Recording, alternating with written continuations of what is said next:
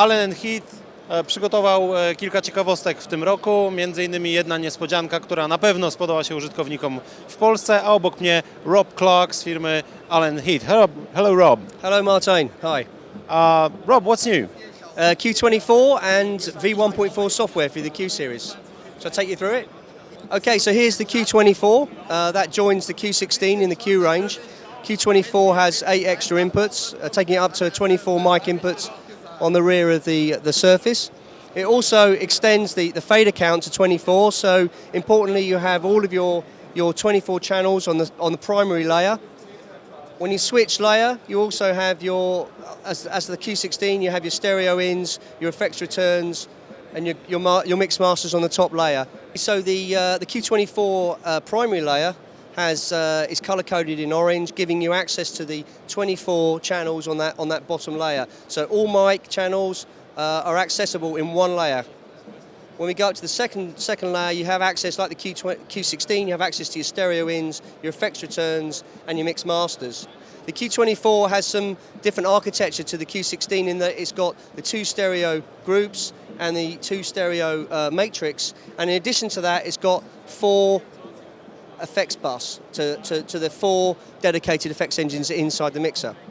That's different from the Q16 where you only get 2 effects bus and obviously no matrix. 1.4 software is also being launched at the show, so that runs on Q16 and Q24, and that gives us Windows compatible USB streaming to Windows platforms as well as the existing Mac.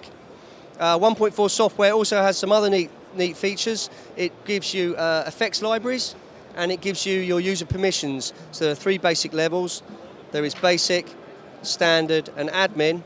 You can go into any level and edit the standard user attributes of the user permissions. You can set up a scene scope, a user scene, and obviously login password system for accessibility into those 3 layers.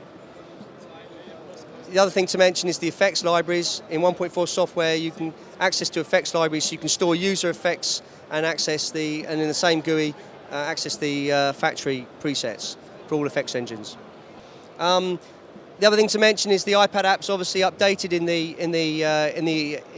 iTunes. So the iPad app is compatible with Q24 and Q16, and is now available in the iTunes store.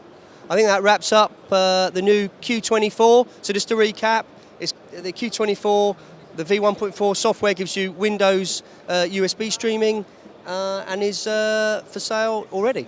Cheers.